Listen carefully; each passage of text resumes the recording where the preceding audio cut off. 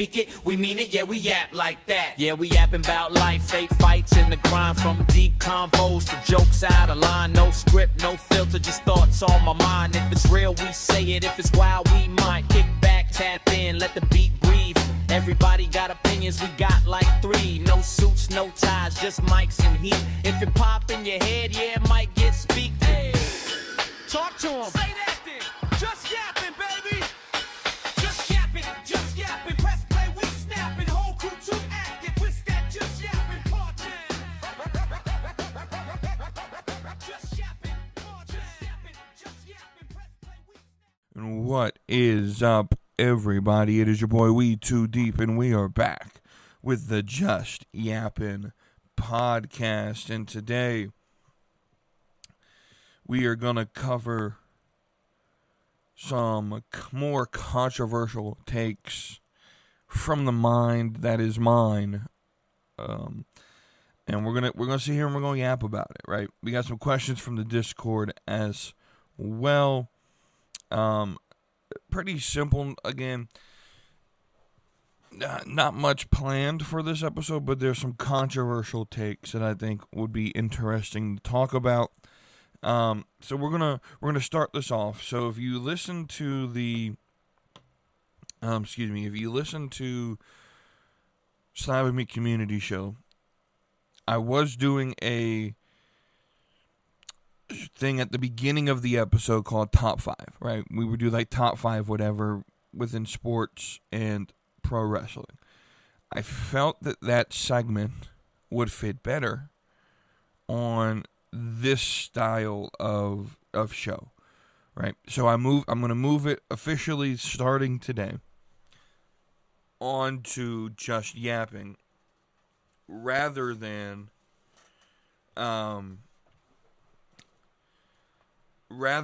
Slapping Meat Community Show. Mainly because, like I said, I just feel like it fits better as a segment here. And so today's topic. So originally I had said, well, let's just do top 5 movie franchises, right?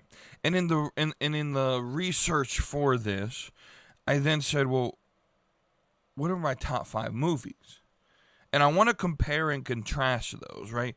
So we're going to do my top 5 movie franchises. And I want to compare and contrast that versus my top 5 movies. Because, and I think you'll be thoroughly surprised at there's some differences here, right? So we'll start with movie franchises. And, we'll start, and these are in order, by the way. So we'll start at 5, just to get the sort of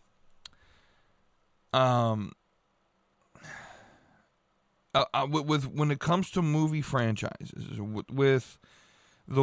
I'll just be honest, these what would be ranked 4th and 5th on the list may be a little unique. I'll say this. My list is unique. I don't think there's a single person on the planet who has the same top 5 movie franchises as me. I don't think it exists. I think I'm the only one who will say this. And I want to preface this before we get into it. In order for me to make this a top 5 movie franchise, I would have had to watch the movies, right? So I'm just going to go ahead and let you know, Lord of the Rings is not on here. As good as I've heard about the movies, the Godfather trilogy or franchise is not on here. Haven't watched them. Just never really necessarily cared about it, right? I'm sure they're great movies. In the research for doing this, Godfather 1 and Godfather 2 are both unanimously ranked top 5 movies of all time. Both of them in the top 5. So I'm sure it's a great franchise. Not in it, right? The Rocky franchise is not in here. Now, I watched Rocky 4. That's really the only one I remember watching. And so I can't rate the whole franchise off of one movie, right? And so Rocky's not here. The Marvel Cinematic Universe and the different franchises that are within that, not in here. Why? I don't necessarily particularly, one, care about superhero movies, but two, I just haven't watched them, right? And so, because I don't care for them, right? And so, this list is going to be very unique in how it's listed, right? I just listed what probably are the three of the top 5 greatest of all time if you were to look online movie franchises that I just never watched, right? And so we'll start with 5. Y'all are gonna laugh at number 5. Number 5 is on here because it is a nostalgia hit for me. It is something I think you have to be in my generation to truly respect these. And it's when I thought of movie franchises, wasn't right. This was one of those where I'm sitting there like, I think you have to just respect the you have to be in the culture. You have to be in the generation that I'm in to truly respect this franchise for what it was. And so we'll just go ahead and peel this one off, because this is going to be the one where you guys are like, all right, you lose credibility. And I get that. I'm going to put it out there. Number 5, the High School Musical franchise. And again, like I said, you have to be my generation, right? You have to be, someone who grew up, these movies, especially the first 2. I'll say that the first 2 were the better ones. Number two, High School Musical 2 is the most watched, I think, to this day, Disney television movie of all time. Still to this day. And I know for me growing up, these were my favorite thing to watch. I'm just going to be honest with you. I mean, to the point to where number 3 came out, and it actually came out in theaters, and I went by myself to go watch it. I had no friends who wanted to go with me. I was probably the only person who went by himself in this theater. Probably looked a little weird being in there by myself. Right? Now, I don't remember 3 as much as 1 or 2. But I think again, if you're in my generation, this was sort of a cultural icon when it comes to movie franchises, right? So then number 4, I think this one's a little bit more respectable, and that is the Toy Story franchise. I think Toy Story has to be on a list, or at least considered on a list when you're considering the top 5 movie franchises of all time. Because Toy Story 1, Toy Story 2, unforgettable. Toy Story 3 is okay. I'll be honest, I don't think I've seen 4 yet. I'm just going to be honest with you. I know 5's getting ready to come out. But of the 4 that have come out, I've seen the first 3. So I've seen over 50% of the franchise. I think I can rate it. Number 1 and number 2, clearly the better ones. But these, I think when it comes to like animated franchises, the greatest of all time would be Toy Story. There's just like, it's a rewatchable story. A lot of people say, well, that's for kids. Well, I think it was C.S. Lewis who had a quote that said, essentially along the lines, I'm paraphrasing, that says, a great children's story or a children's story that doesn't grip the minds of an adult is a bad children's story. And it's sort of like I talk about this in wrestling all the time, right? Like if WWE wanted to be pro-child, they would book for the adults, because the adults will then bring the children to the shows, right?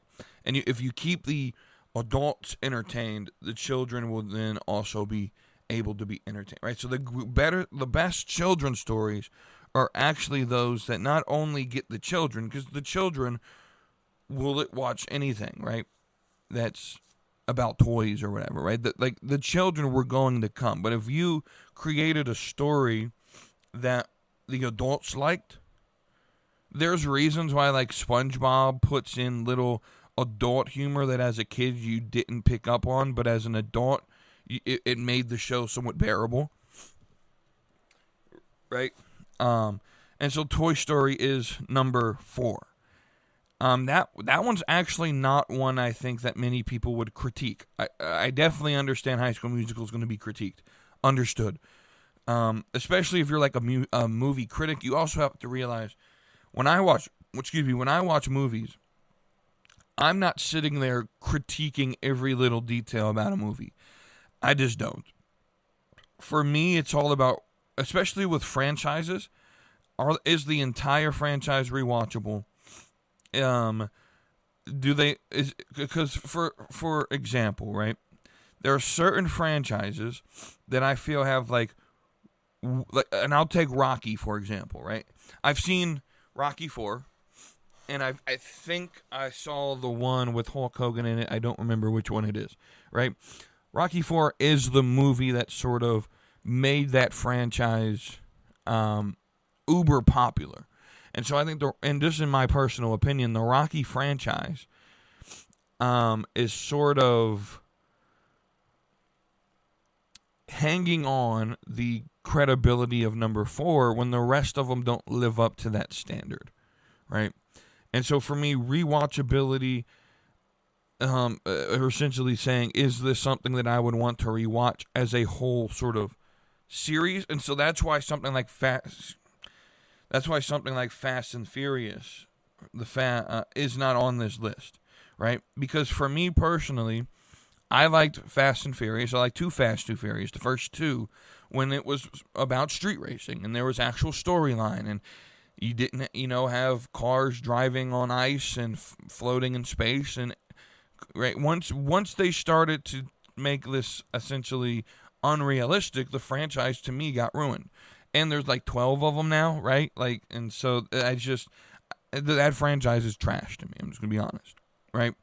But number 3 to me is a franchise that I grew up. We just watched. Like, I loved these movies. All 3 of these movies in this franchise that I'm about to list at number 3 are rewatchable. I think they stand alone by themselves as far as like great movie. Like I don't think there's necessarily one that I would say is my favorite. I think I just like it as a whole. And that is the Friday series. And I know that's probably not one people expected on this list. I love Friday. I think that those movies are funny. And that's the type of movie, funny. There's a story being told, but it's also one of those things where, like, you don't have to follow the story. You just sort of sit there and watch the movies. You can enjoy it without having to be so in depth. Like, if I miss a little piece, right? So it's one of those you just put in, you relax, you sort of just indulge yourself in the movie. The Friday movies are great. Friday, Next Friday, and Friday After Next are fantastic movies. And I look, I get it. It's not, again, if you're a movie critic, it probably isn't on your list. But for someone like me who just, watches TV to relax and have, and I like to watch comedies a lot as well, and these are just fantastic to me, right? I think they are a cultural, I don't know really how to say it. It's something that, like, signals that, again, they were sort of like High School Musical. Like, Friday, you have to, I guess, sort of, not everyone's going to like the Friday movies, right? And I'll just be honest, I know it's probably shocking for me, as a more suburban white guy, to put Friday on this list.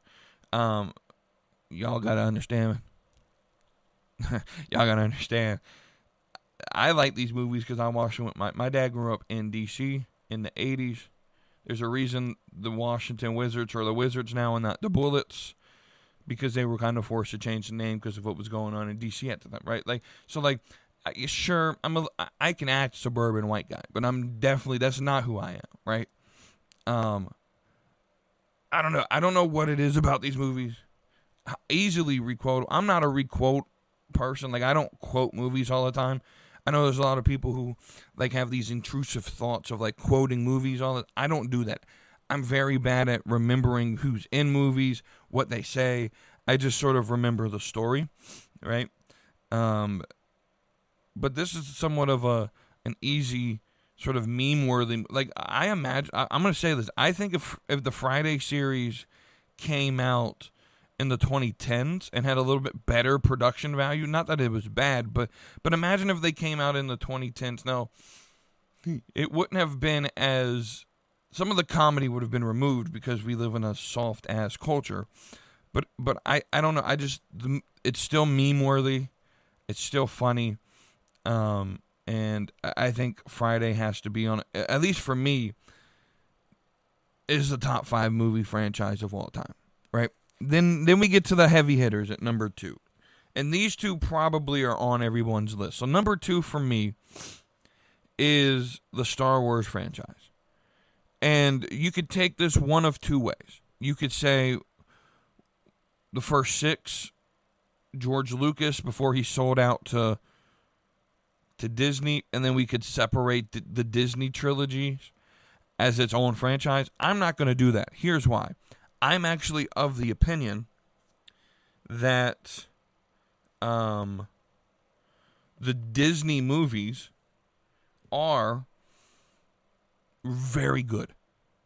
I'm just going to be of that opinion. I think the Star Wars movies, for the most part, are very good. That's just me. Now, obviously, Empire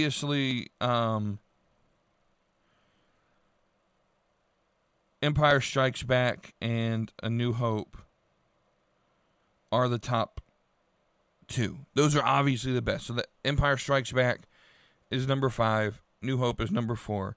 Those are obviously the best. Now, what's going to be kind of, I guess,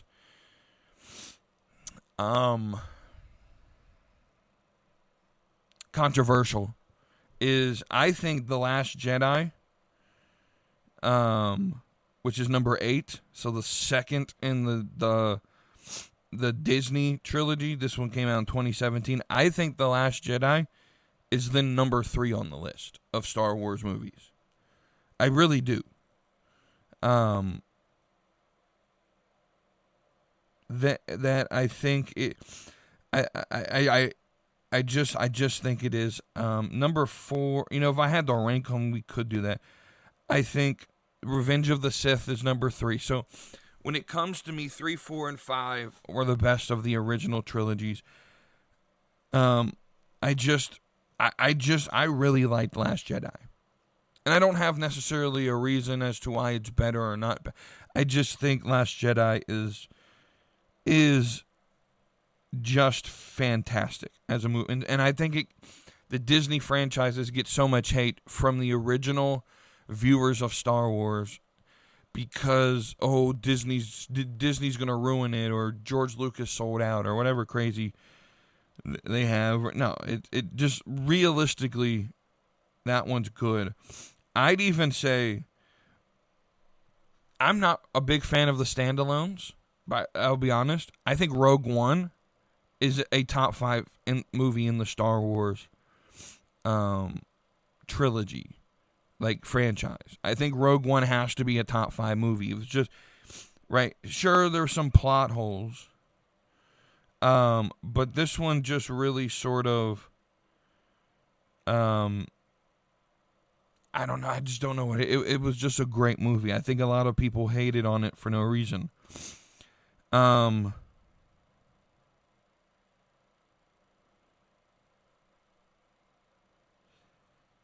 so, and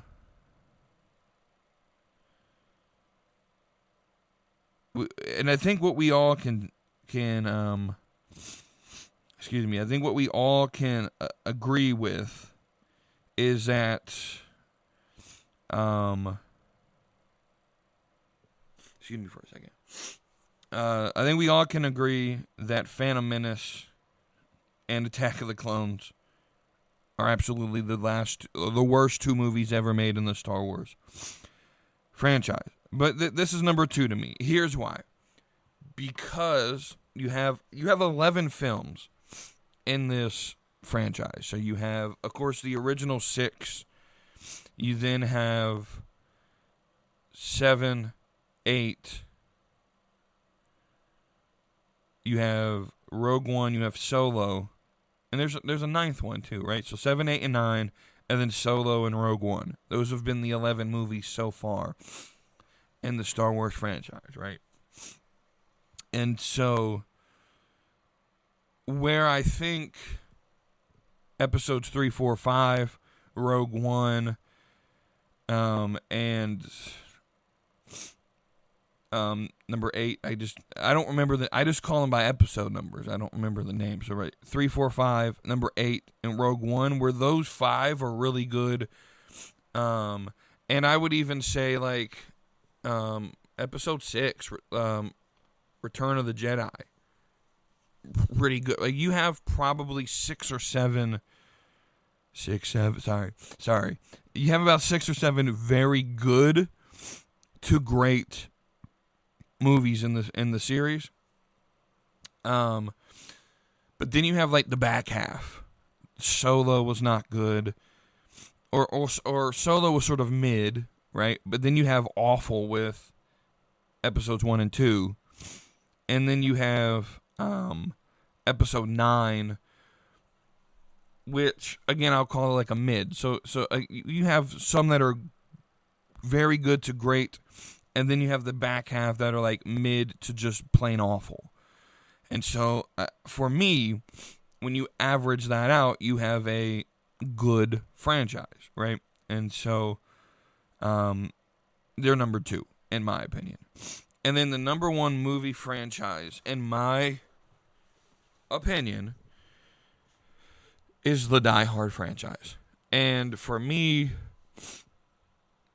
I think there's a little bias to it, and you'll see what I mean by bias when we get to the other top 5 lists we're about to do of my top 5 movies of all time. But the Die Hard franchise is just fantastic. I understand they have like the last 2 movies that were made, early 2010s that aren't necessarily the greatest, and I get that. But where I'll just say this: the first 3 movies in the Die Hard series average from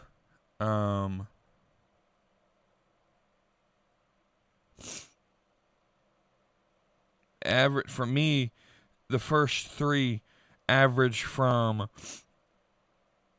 very good to possibly the greatest of all time, right? And you'll see what I'm talking about. So, yeah, Die Hard, Die Hard 2, Die Hard with a Vengeance, Live Free or Die Hard, and A Good Day to Die Hard, right? And those last 2 definitely were not necessarily the greatest. And A Good Day to Die Hard was somewhat of a mess, right?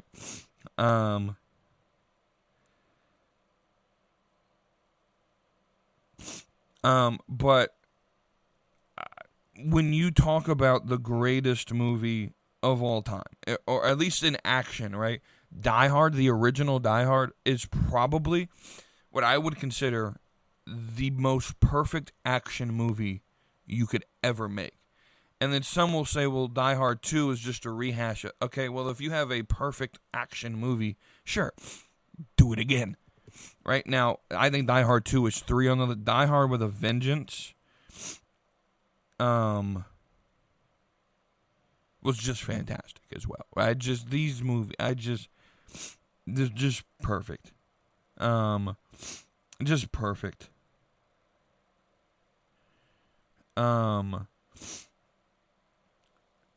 Excuse me for a second here.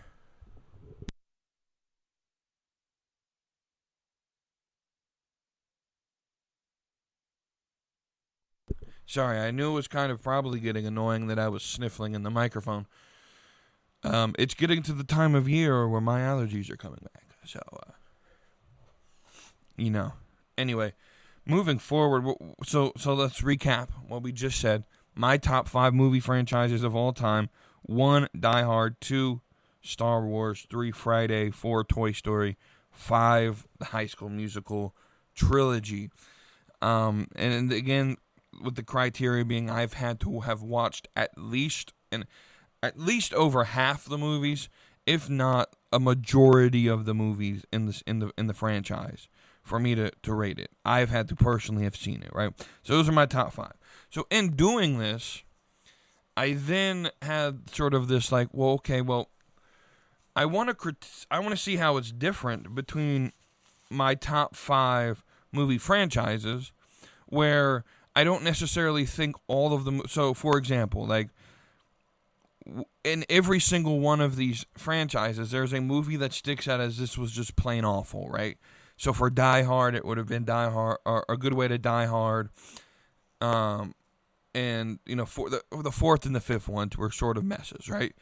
For Star Wars, for me, episodes 1 and 2, like I said, Solo, right? We talked about those. For the with the Friday series, I don't think there's a bad one.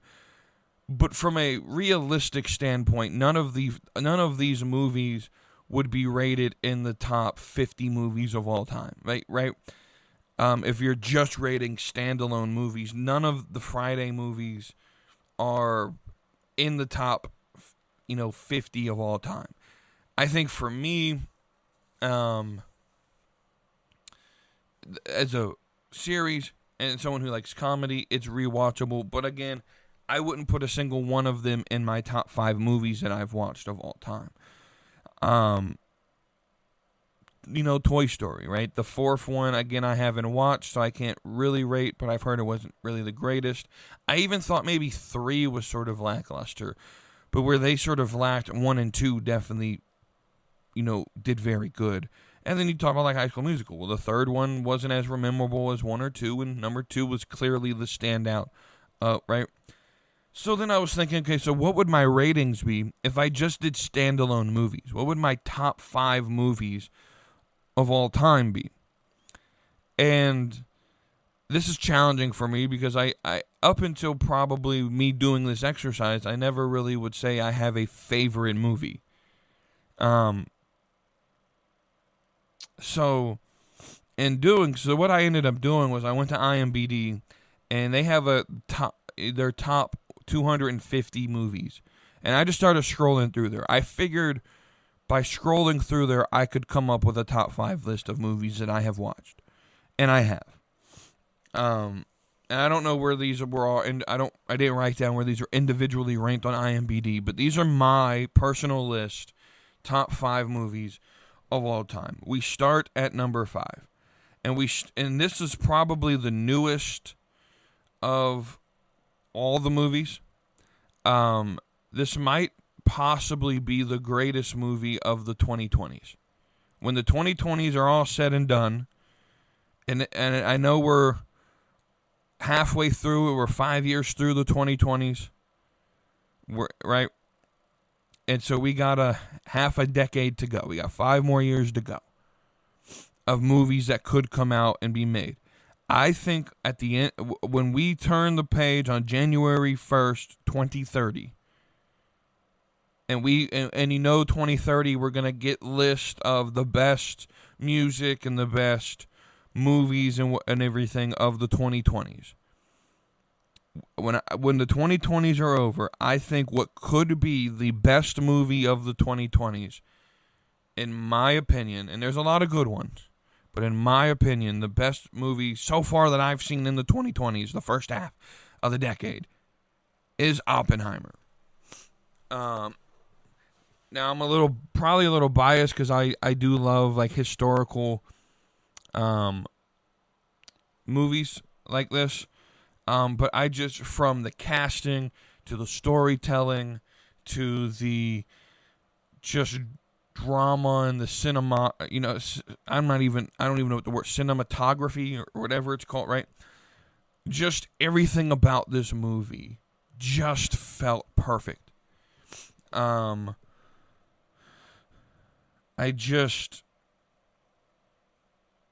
I genuinely believe it is the greatest. You know, the movie's about 3 hours long. And for some, that is a long movie. And it is. Realistically, that's a long movie. It doesn't feel like 3 hours at all, in my opinion.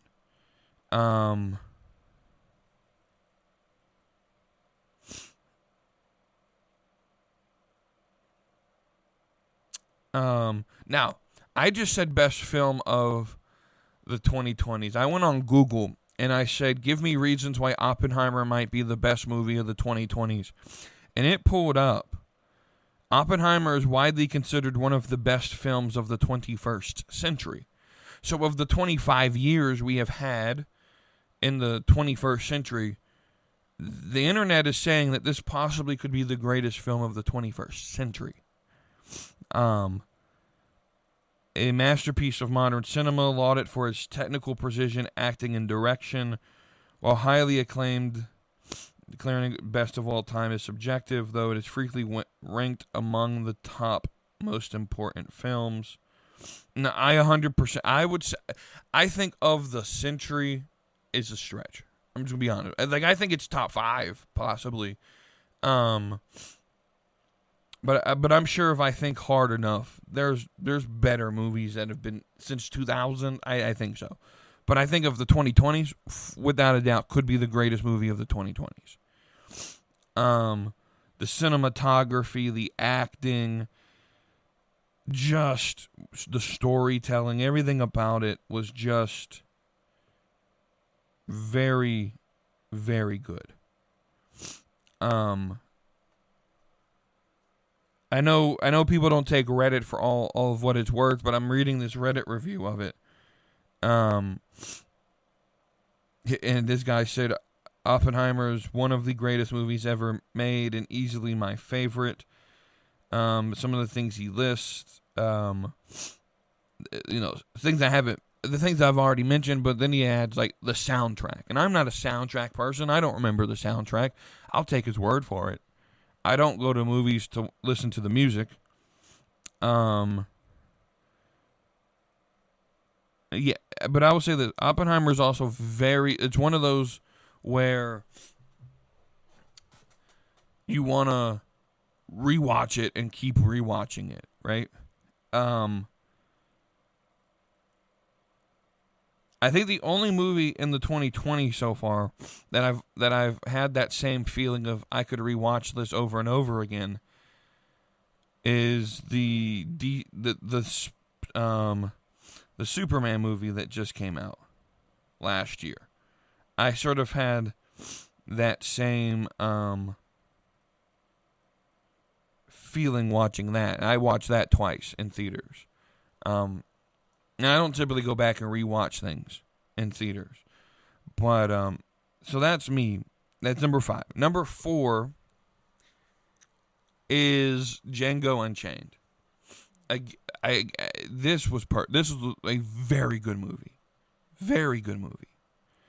I know a lot of people give Leonardo DiCaprio and,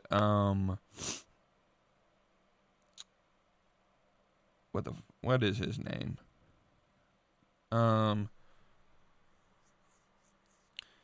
The bounty hunter. I can't think of the actor's name. Anyway, I know a lot of people give them, like, the credit for, like, they were the ones that sort of, and they were essentially the main cast, right? A lot of the movie is centered around those two. And I don't know why my internet's deciding to be really slow when I'm trying to look up this dude's name. Christoph Waltz. Right, but Jamie Foxx also did a fantastic job. I don't think Jamie Foxx gets a lot of as much praise as they do Christoph Waltz and Leonardo DiCaprio. I think Jamie Foxx played a fantastic role, and he did very well in this movie. Of course, Samuel L. Jackson always makes it fun, right? And so, I think for me, yeah, this movie's just fantastic. Quentin Tarantino did a very good job of this on this movie. I think this will go down as, because, you know, a lot of the time when you have movies of this genre, the slave movie, like something like 12 Years a Slave, and you need the 12 Years a Slave story and movie. Those are fantastic, and that was a fantastic movie in and of itself. But I think a lot of times when you watch like the slave genre, it's super like in your face, and this was sort of like, it exposed the evils of slavery, while at the same time being a little bit comedic in it, right? The KKK scene where they're like, I can't see shit through this thing, right? Right, that whole thing was that's quotable. I remember there was a person that I used to work with several years ago when I worked restaurants. Like, he would just quote that scene over and over every single day. I don't know why. It like for like 6 months, he would come in and just quote that movie. For whatever reason. I don't know if he was just watching it all the time or whatnot. But Django Unchained is fantastic. Number 4 for me. Number 3 is a movie that I don't know if... I would hope by this point you have seen it. I think it came out in the late 90s, like 98. And it's The Truman Show. And Jim Carrey was fantastic. Now, we're going to talk about Jim Carrey later with one of the questions in the Discord that we have. But I was going to say this. Jim Carrey, this is probably really the only role that I remember Jim Carrey. Like, I don't remember The Mask, or was it Dumb and Dumber he was in? Those came out before I was born, so I don't remember really watching those. For me, The Truman Show was where when you say Jim Carrey, this is the first movie I think of. And for me, I've actually first watched this in school. I was in like a broadcasting class in high school, and we were learning about like camera angles and how they can set scenes apart depending on the angles of your camera or whatever, right? And this was a movie that the teacher showed, because there were cameras just all over the place in this movie that you wouldn't have probably never thought of to put camera angles, that just, right, you know, in the radio, you know, in different places. But this movie has sort of become reality, right? It was supposed to be comedy in 98, but if you watch it in 2026, it's somewhat of a reality, right? And so, but I think the story was just fantastic as Jim Carrey's character begins to figure out and actually put together the details.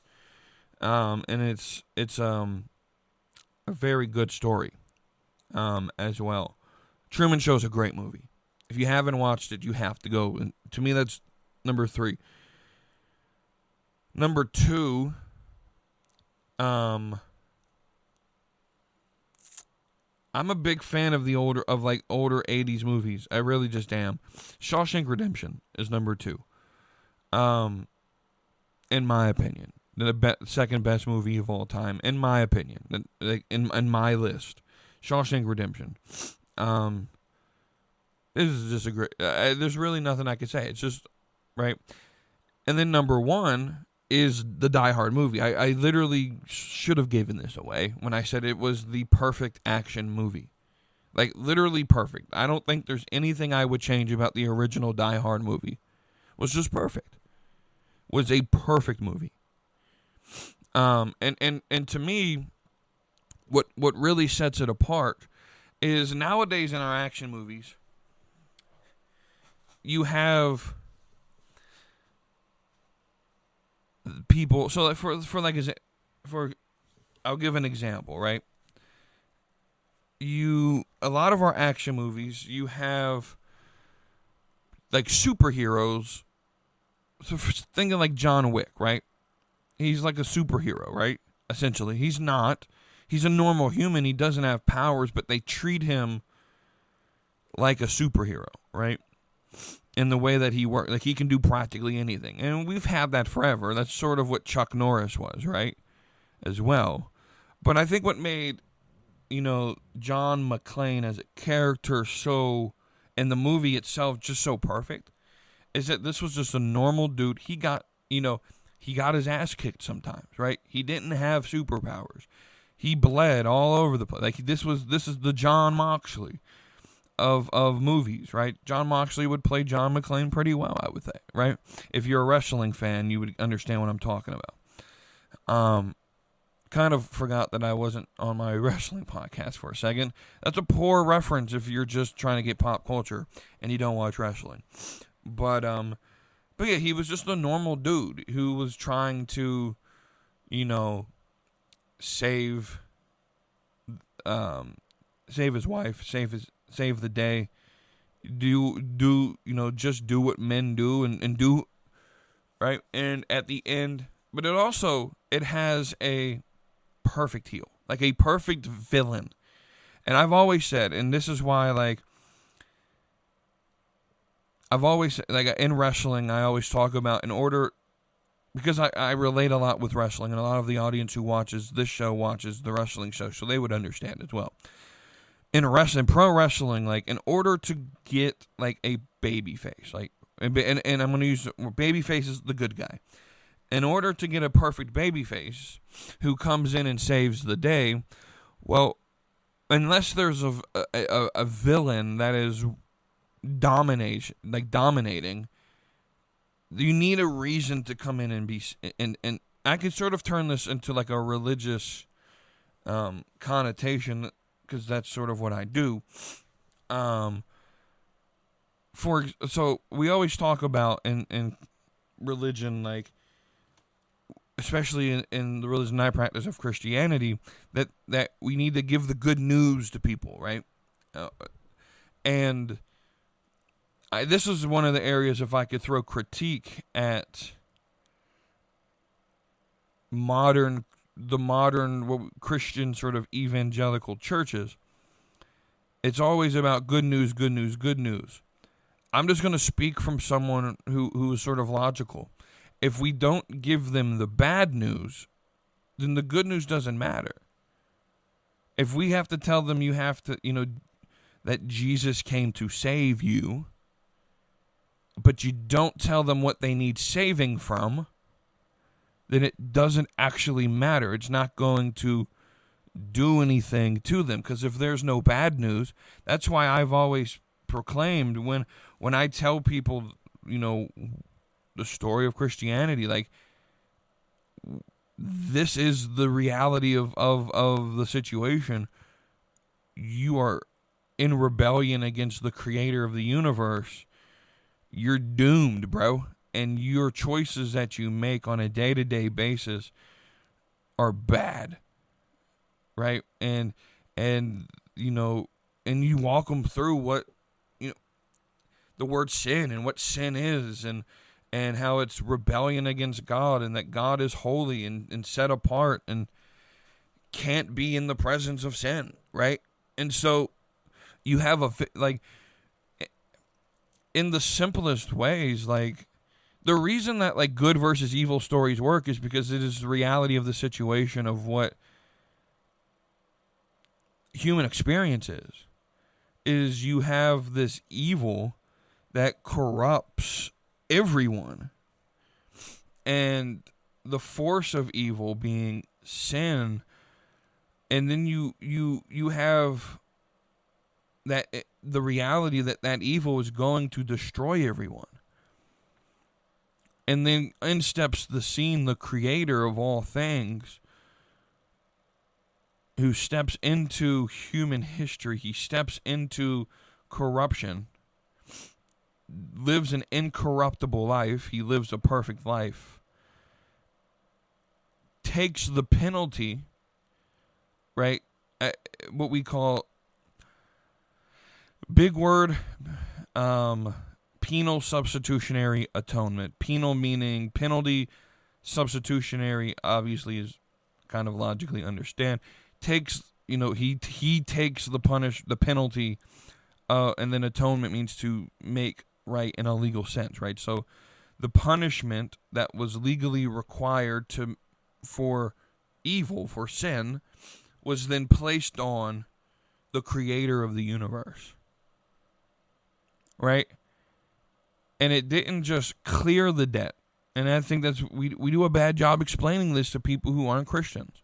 It doesn't just clear the debt. It doesn't mean you can just go live scot-free and you're clear. No, it actually paid it.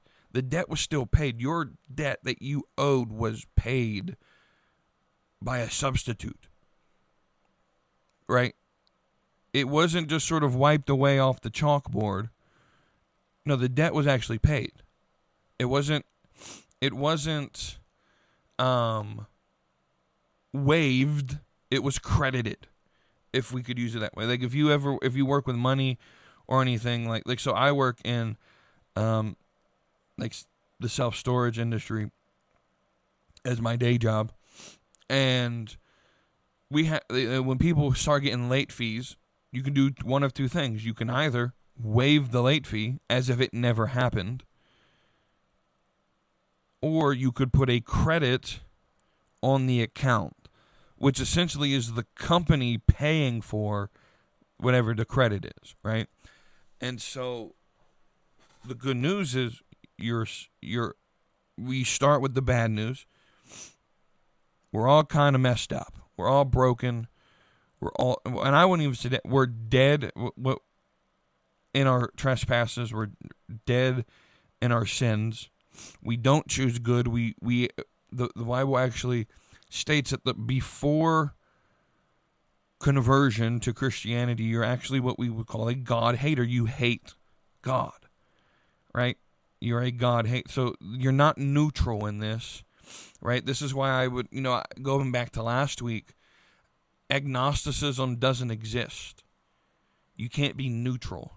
You either hate God or you love him as God and Savior and Lord of your life, right? Those are the only two options. There are no gray area here. We're like, I just don't know yet. No. You either hate God, and it's very clear. It's very clear that there isn't a gray area on this. You either hate God or you love him, right? I don't even know where I came. Villains, good or evil, right? So Hans Gruber is like the perfect villain, with John McClane not being a superhero. Like, he probably should have died on several occasions, but he persevered. And just the scene of Hans Gruber falling out of the building that'll go down in history as one of the greatest cinematic scenes of all time. Just a perfect movie, in my opinion. So now that we talked about movies, that's our top 5. We're not going to do 2 lists every week. I just thought that I had to do both. Now on to the main topics, right? So I got 3 things before we get to the questions from the Discord. But I'm actually we're going to start with this one, but I'm not going to go as in depth because we do have questions about this topic as well. And that is, I think I would be remiss if I didn't to give you guys at least a little bit of my opinion on what is going on in with our military in Iran. I'll say this. I'm not pro-war. Now, I'm not anti-war either. Like, I'm not on the side of the people who just amazingly had the most perfect signs made up to go protest the day we started bombing Iran. I'm not anti-war. I'm pro what is called just war. Like, just war theory, meaning we had to have a justified reason to go to war. Often in times, it should be sort of defensive. And I would say, when this first happened, I'll admit, my immediate response was, well, he didn't go through Congress. And I don't actually hold that view anymore. Because Trump gave a fantastic response. Now, it's very rare for me to give praise to this, to Donald Trump, because I feel like a lot of what he does is just to be blunt, like, I am conservative, but I'm definitely not a fan of our current president. I think a lot of what he does is overreach, as we talked about when I ranked presidents last week.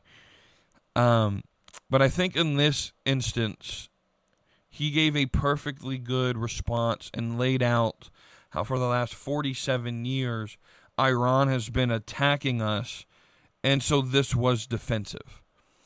And even if that wasn't the case, the press has come out. Now, I would like to see visible proof of this,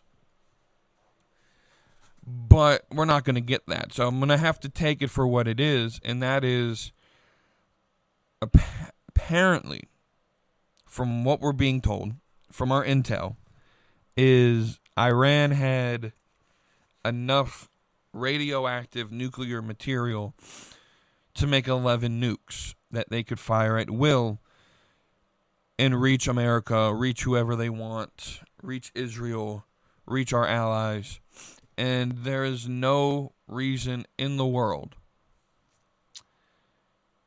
where anyone should find it justifiable that a evil dictatorship in Iran should have 11 nuclear missiles.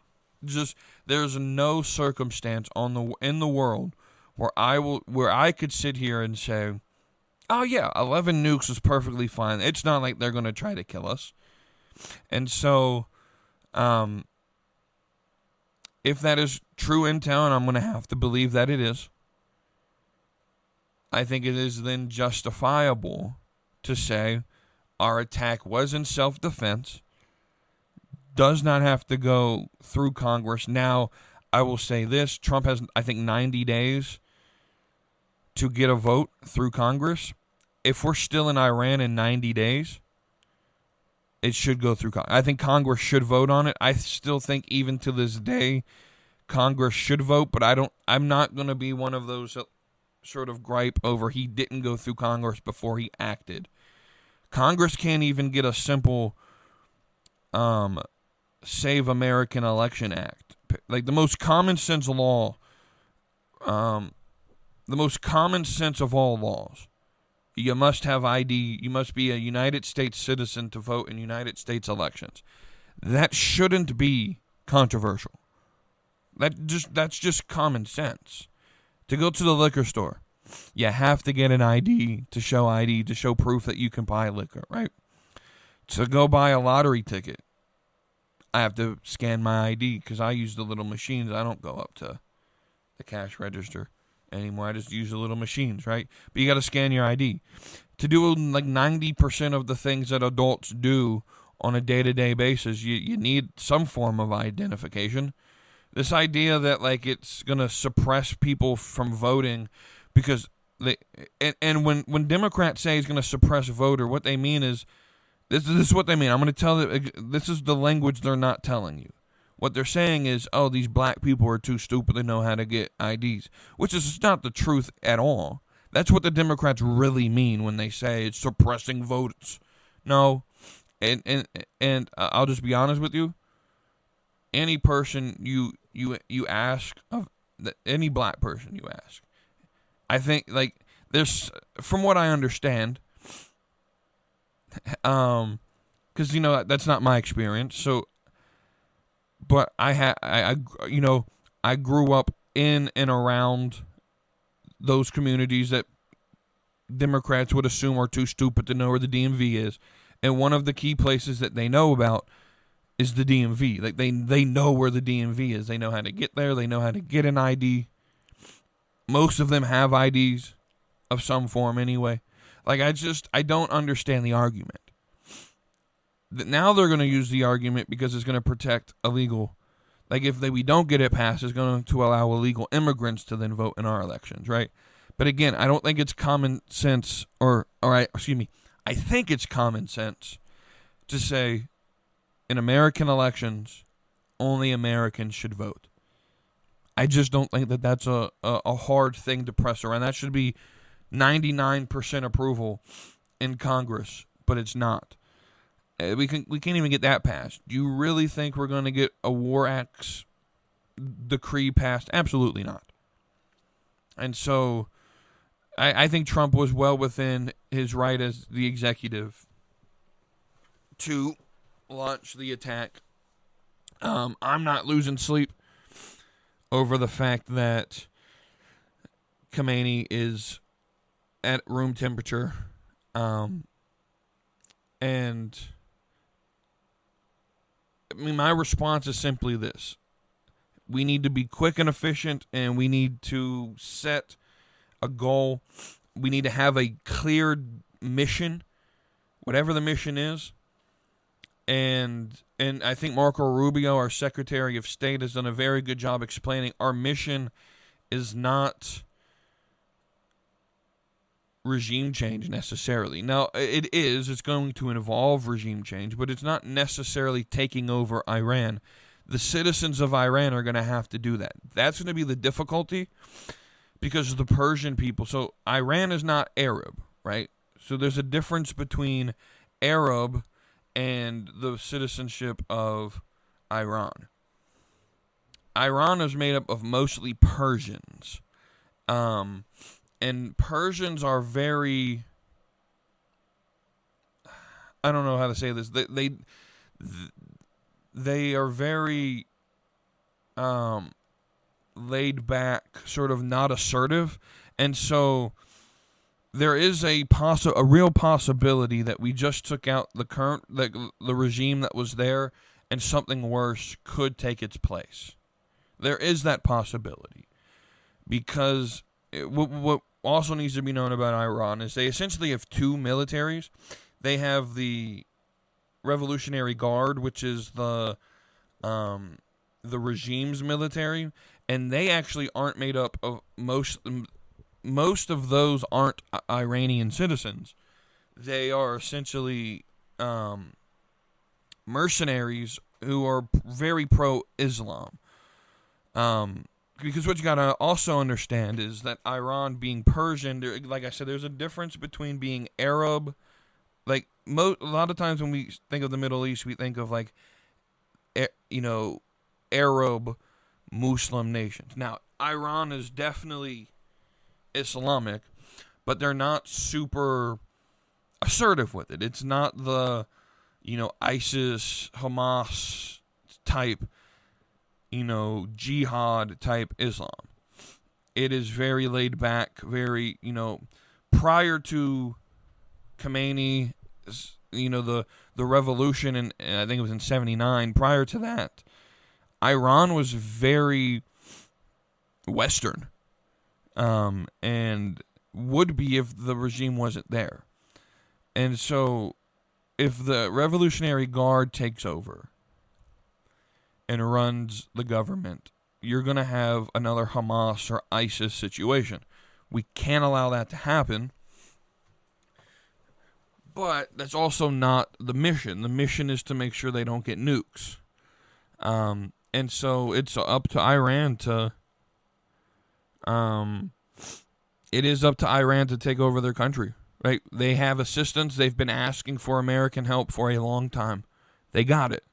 Now it's up to them to take over their country. And I think we have to we can't make this be year-long, decade-long. We have to learn from the Bush administration that 20-year-long forever wars just don't work. And then the last thing I want to say on this topic right now is there is the more theological discussion being held around this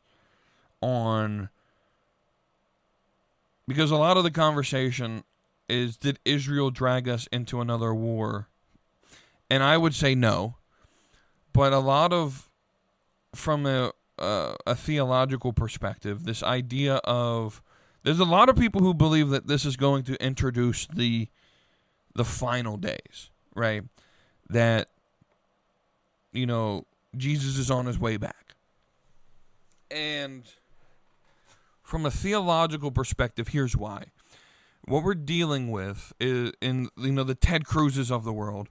If you were on social media over the weekend and the beginning part of this week, we had like the bombing start, and then we had a total. I think it's an eclipse, right? I don't know, but all the planets were lined up in a single line, and this happens like very rarely, and it happened, I think, the day or the night or the next morning after the bombing happened. And then on Monday morning, I believe, we had like a blood moon. And so all of the what we would call theologically the dispensationalists, these are the people who believe in the if you've ever heard of the movie or the book, the Left Behind series, that and this is the more standard, if you go to a normal church in America, this would probably be what they would believe. That there's the rapture's coming, the church is getting ready to be sucked into the air and will disappear, and then a tribulation will happen, and then Christ will then come and have 1,000-year reign on the earth where there be no evil, and then he would have to, then Satan's going to have a little time to come back and create chaos, and then Christ will return again. And there's a lot of returns within the second coming, and that's why I don't hold to this theology, because it's just quite illogical, and also it's fairly new theological system. What I mean by that is so if we would say that the church of Christianity, the church would start after his death, would probably we could mark the start of the church towards the middle of 32 AD, maybe 33 AD, but a lot of guesses say 32 AD. And so that is when the church started, right? So from then up until the 1800s. So we're talking about 1,800 years without dispensationalism. The church's viewpoint was not this. Now, and let me explain dispensationalism a little bit. Essentially, dispensationalism says that God has two plans for salvation. He has his plan for Israel, the people, the Jews, and then he has the plan for the Gentiles. And that we are currently in a paused or in a dispensation where the Gentiles are coming to Christ. And there will be a time when that will stop and the Jewish people will come back to true faith in their Messiah being Christ. Now, this is nowhere at all proven with an actual literary response or reading of the scriptures. They will like to say we take the Bible literally, but with any book you read, you can't take it literally, you have to take it literarily. What does that mean? They base a lot of their beliefs on apocalyptic literature. Apocalyptic literature is symbolic, right? So, for example, the book of Revelation. If you read Revelation literally, you're going to literally believe that a dragon will come, that a beast of some kind will come out of the sea, that that only 144,000 go to heaven, even though in the next verse it says, I saw, And then he says a great multitude. Unnumerable. Right? And so you have to read Revelation not literally, but literarily, understanding that it's symbolic, that 144,000 is just a number of great significance. It literally is 12 tribes of Israel, 12 apostles, times 1,000, 12 times 12 times 1,000. Now 1,000 just means a large amount, an unnumerable amount, a complete amount. It's the complete people of God, right? So when, for example, if we were to take every instance of the number 1,000 in Scripture literally, the Scripture says that God is the God of 1,000 hills. Does that mean the 1,001st hill He's not the Lord? He's not Lord over it? No, it just means that He's Lord over the complete earth, right? Or with you one day is like 1,000 years. That is metaphorical, right? And so these dispensationalists, they take a literal response, not a literary. They don't read it literarily, but they read it literally. And that messes up how you interpret things. And so the dispensationalists are all saying, the time is coming. Christ is on his way back. Now, I don't hold this view. I don't. I actually think we're still fairly early in human history. We've only had about 6 to 10,000, depending on when you date what we do know from written history. We don't know how far back human history goes pre-writing, but we do know we have about 6,000 years of written human history. I think we got a couple 100,000 more to go. That's just me. I think we're fairly early in the history of the earth. And that doesn't mean that I'm not prepared for it. Like I would be more than happy if everything just went to an end now. But even that process of it ending, like this idea of a rapture and then 7 years of tribulation, I don't believe that. Again, it's a misunderstanding of what is being said. I don't believe the church gets to disappear from the tribulation. I just don't see any truth to that.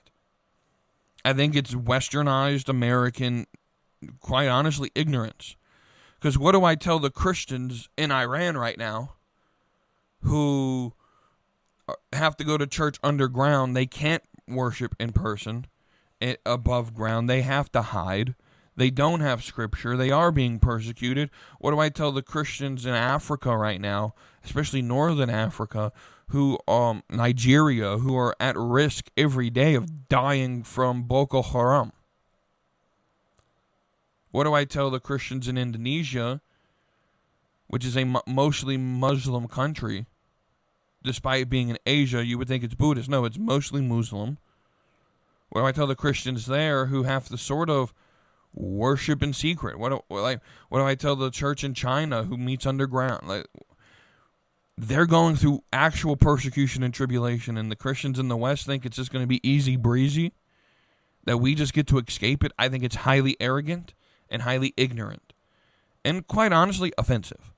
Like to think that I'm just going to have an easy life when the tribulation starts. The church is going to be taken. And it's a misunderstanding of the scripture. Because 2 Thessalonians does say that God has not destined his people for wrath. But you got to understand that two things. First, when that word wrath was used, the writer of 2 Thessalonians, Paul, he meant what we would call eschatological wrath, or judgment at the judgment seat. That God has not destined his people to be judged in damnation. That's what he's talking about by wrath.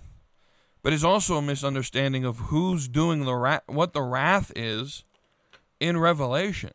We've been taught for so long through this dispensational viewpoint that what is happening in Revelation is God's wrath on the earth.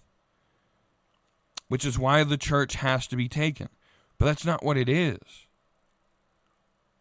It's not God's wrath. The only time we see God's wrath is chapter 19.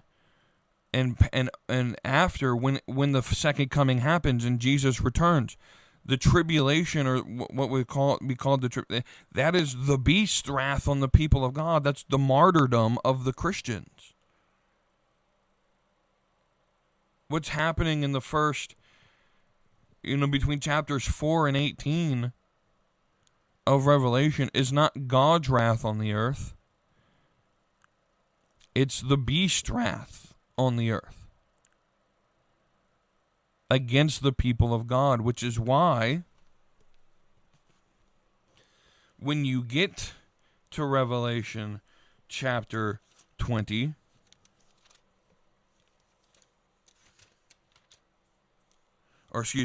when you get to Revelation chapter 19,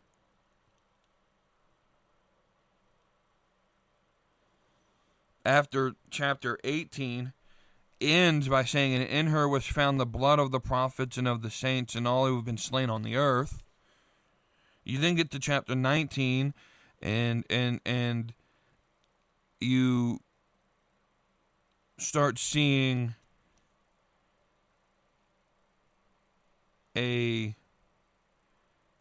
scene from what appears to be heaven. He actually says in heaven, a great hallelujah.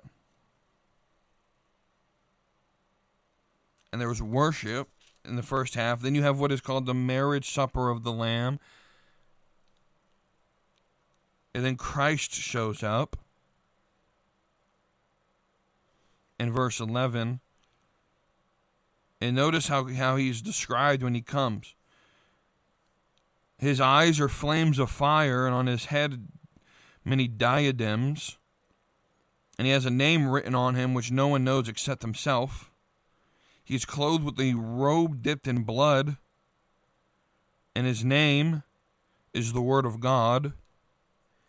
And the armies which are in heaven, did you know that heaven has armies? That there is a military class of angels, but we actually see at Christ's birth when it says, the host of heaven came to the shepherds. Those are the military angels. And they came to give the good news to the shepherds. Right? But the angels, where was I? Right here. And the armies which are in heaven, clothed in fine linen, white and clean, were following him on white horses. From his mouth comes a sharp sword. With that he will strike down the nations and rule with a rod of iron, and he treads the winepress of God's wrath. And on his robe and on his thigh he has a name written, King of Kings and Lord of Lords. He's going to come back with vengeance for his slaughtered bride. He's going to come back to vindicate his name.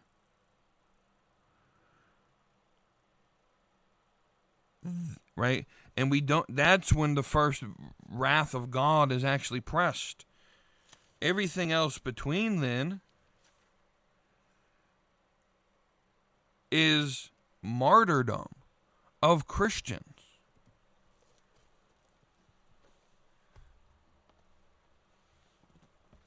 It's the beast's wrath. When you read Revelation that way, it completely changes the way you view. Right, and I mention this in the idea of Iran is because we have this force right now in our government that I feel is trying to make us feel like Israel is perfect. Now, we also have the opposite extreme that wants to make Israel the great Satan. And anytime that language is used, it's probably a Muslim using it or someone being paid by a Muslim to use it. Here's where I refuse to be on either extreme. I definitely do not believe that Israel, the nation state founded in 1948, is the chosen people of God. I just don't. I don't believe the Israeli government represents that. It's definitely evil. And what it allows, it's very much more secular than we are in America. But at the same time, I do think that there is something that all of the enemies of Christianity come after this one little area, and is our only ally and the only, like, I think we have to support Israel only because if we don't and Israel gets destroyed, then the Middle East is a lost cause. It's the only source of hope in the Middle East. And so for me, I think there's military political strength in saying Israel has the right to exist. However, they are not, there's nothing special about the country or the Jews in and of themselves. What I would say is the true Israel, or the true chosen people of God, is now manifested in the church. So that's what I want to talk about with Iran so far, until we get to the questions. All right, so that's going to bring me now to the next topic. And I don't necessarily know what I was doing or thinking about that led me to actually have this thought. But when you think about the idea of, like, American cuisine, right? Now, obviously, we have, what we would consider, like, American food. But I don't think specifically that America has its own cuisine. In terms of, because it feels like everything that we really consider American is sort of borrowed from where our ancestors came from.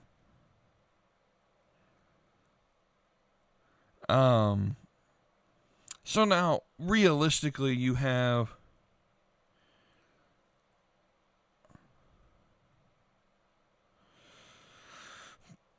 like Southern, but I would even say within that, Southern food or, West Coast food, or it's all still borrowed. Right?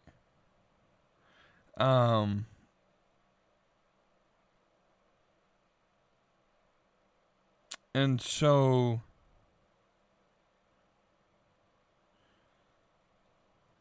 what I would say is we borrow cuisine, and what this really came down for is I was eating a burrito from Chipotle the other day, and I got to thinking, like, there's no way this is traditional, like, Hispanic or Mexican food. So then I did a search. I did a search. Is the burrito native to Hispanic food culture? And what I found was, they have burritos, but they're typically like one ingredient. Whether it's beans in a tortilla or potatoes or something. Like, it's very simple. And if you've ever really had true, like, Hispanic food, you understand that it is kind of simple, right? Like 1-2 ingredients. But what we would call a burrito today, like, if you were to ask me what a burrito is, it's Chipotle or Qdoba, or we have I don't know if there's a Moe's anywhere, but we have something out here called Moe's, or I think Salsaritas is one as well that does burritos like that, right? But it's Chipotle. It's the meat, the rice, the cheese, the lettuce, we have one here, and specifically the city that I live in, like a local place called Go Burrito, that, you could put French fries in your burrito, right? The idea of like a loaded, filled to the brim, giant burrito. Well, that came from California, more specifically San Francisco with the Mission burritos. And so we have to. So the concept that I want to say is, America takes normal cuisine and makes it better. And you could do that for practically any cuisine, right? Practically any cuisine you could do that for, right? So we could start with like Hispanic food, and I just told you with the burritos and with tacos, and we have like this craze in the country now in America over like tacos and burritos and stuff like that, and it's my like Tex-Mex takes Mexican food and sort of elevates it to a better level, right? Spices and multiple ingredients and things like that, right? Steak, like traditionally, like from my understanding, like most Hispanic food was like pork or chicken or something cheap, right? But like a steak, fajita, like that's not necessarily traditional Hispanic food, right? But so Tex-Mex, or you can even take Italian food. Like when you think of Italian cuisine, did y'all know that tomatoes were not native to Italy and were not instituted into Italian food? Like tomatoes weren't even in Italy until about the 1500s. But when you think of Italian food, what do you think of? Spaghetti, lasagna, meat sauce, tomato sauce, right? That is, right, a good sauce, right? But that's not traditional Italian food. You think of pizza, right? The way we eat pizza here with the loaded with cheese and tomato sauce and all of that,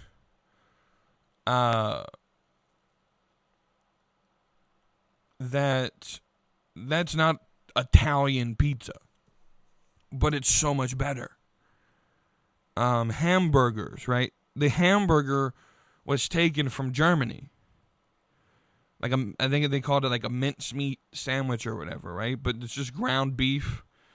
But like modern hamburger culture in America, where we're battling over who has the best burger or whatever, right? Like that. So then this started to make. Then I started to think super meta about this. Like that's probably the most American thing. America takes things and makes it better. So, for example, it's not just the food, but the world, for the world at one point had what we would call association football. Later would become, by the Brits themselves, like Americans didn't create this term. The Brits called it soccer first, by the way, but it's association football, soccer. And that sort of then split off as well and became rugby, or what they would call rugger. And America took football and rugby, and we saw it, and we said, you know what? How about we call it football, American football, and we run the ball. We mix sort of the rugby, more so the rugby influence, right, into football, and we run with the ball. Eventually the pass game developed, and then eventually you have the modern monolith of American football. But we took what was a pretty worldwide sport, and we made it better with American football, right? It's just, I don't know, this idea that America does everything best. Right? China created fireworks. We took that and just created a firework culture. Well, more so, China created gunpowder, and we turned that into fireworks and guns and a culture that's just great to be around. And so I don't know. I feel like I'm at a place where it just feels like without America, does the world survive? Like if you just think about some of the things that America has even created. You know, we may not have created our own food culture. We don't have a legitimate American food culture. Like, everything is borrowed.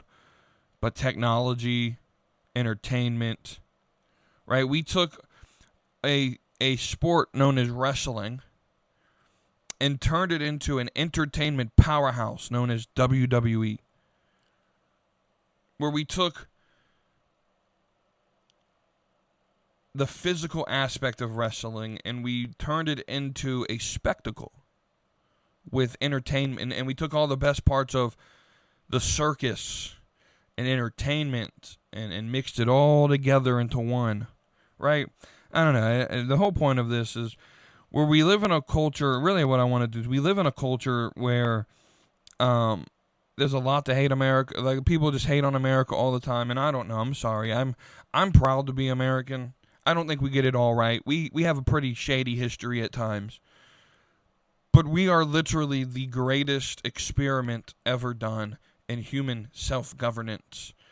And I think it's time we get back to that. Right? I think it's time we get back to that. So, that's all this is. Look, I told you this was a very meta. You know, it starts with American cuisine, eating a burrito. And it turns into time to go back to Revolutionary Wars. It's time to take back the country. You know, we the people, right? Anyway, the last thing I want to talk about before we get to our questions. I'm reading a book right now called Lies My Therapist Told Me. And the idea is that secular therapy just doesn't work. And I want to sort of review the book. I'm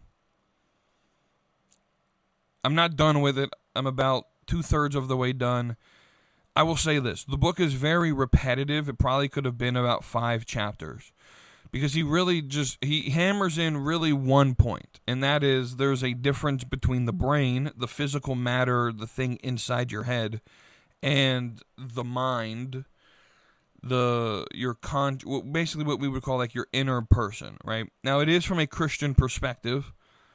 And so it would offer that mental illness, while the suffering does exist, that mental illness isn't something that can be treated medically, because it isn't. It is in the mind, which is immaterial, and that the answer is more spiritual than it is medical. And I thoroughly enjoy it. I would definitely say you guys have to read the book for yourself to come with your own conclusions. I do agree with it. And one of the big fears that I have within this realm is that the diagnostic, I guess we can call the Bible of psychiatry, the DSM, has changed like 5 times in the last 100 years. And every time it's changed, the definition of who is mentally ill expands. And so now everyone has a disease. Everyone can be treated with pills. And it sort of incentivizes, but also we start children young. Right? We have young boys who are told that they're hyperactive and they have ADHD when maybe they just learn differently. You know, boys were not meant to sit, and I'll just even say this, we weren't made to sit in rows and learn like widgets. We were made to interact with the world. You ever wonder, like in kindergarten, like there's a line in a song called Board of Education, BORED of Education, by a rapper. It's more spoken word. His name's Propaganda. Board of Education by Propaganda. And he has a line in there, and he says, you remember when we were in kindergarten and we went out and we were learning about worms. Yeah, we went outside and we played with worms. What a novel idea, right? You remember that? Like, or I don't know how you guys grew up, but you know, when mom or dad brought you to the sink and said, "Hey, look how this is how you wash dishes. Now you do it." That's how we were made to learn. We weren't made to sit in classrooms and be treated like robots, like our modern education system tries to force us to be. And so I think a lot of your son has a learning disability. No, he just wants to be, interact, like in third grade, second grade, right? Kindergarten at 5, 6, 7 years old. They need to have interaction with what they're doing. Right? They can't just sit still. They'll grow out of it. I promise you, I was one of those children. They'll grow out of, and even still now sometimes, like, that I kind of suffer sitting still. Like, it really is hard for me at times. That doesn't mean I have an illness. It doesn't mean I'm broken. It just means that I learn differently, and that I need to interact. I'm not a person. I tell this to my bosses like several times a year whenever they have us do our computer training, that, hey, I don't actually participate in it. And they're like, why not? And I was like, because I don't learn by just reading a screen. I have to actually do. And it's one of those things that I find quite frustrating. Right? And, some people do have learning disabilities. Some people do have some mental suffering. And the point of this book, the hope of this book is, guess what? If you are, again, I'm going to get a little religious because that's the connotation of this book. If you are in Christ, right? If you are in Christ, you are not your diagnosis. And how can you make a medical diagnosis? Psychiatrists make a medical diagnosis without doing the medical process. I just, it's one of those things that annoy me, right? You'll have a psychiatrist, you'll come in, she'll ask you a few questions, but she'll never take your blood to see if there's any blood disorder going on. She'll never test your heart, she'll never ask you how's your sleep, how's your exercise, what's your diet like. Maybe a few will, but rarely does those questions get asked. It's more of, how does this make you feel? And how does that make you feel kind of diagnosis model, right? Because the whole idea is to try to get you to cope and to feel better. And the point of the book that it's trying to make is that life sucks. And you're not going to feel good all the time. But that's not your identity. That's not a diagnosis. You're not broken, right? And so, and it's very compassionate in that, hey, it does reference, people do suffer. It's not sitting here saying mental health doesn't exist. But that what is happening in our modern culture is, like, we say we have an epidemic of mental health, where just the statistic, I think it's 1 out of every 5 people take psychotropics. It's absolutely disturbing. And to me, that's just absolutely disturbing.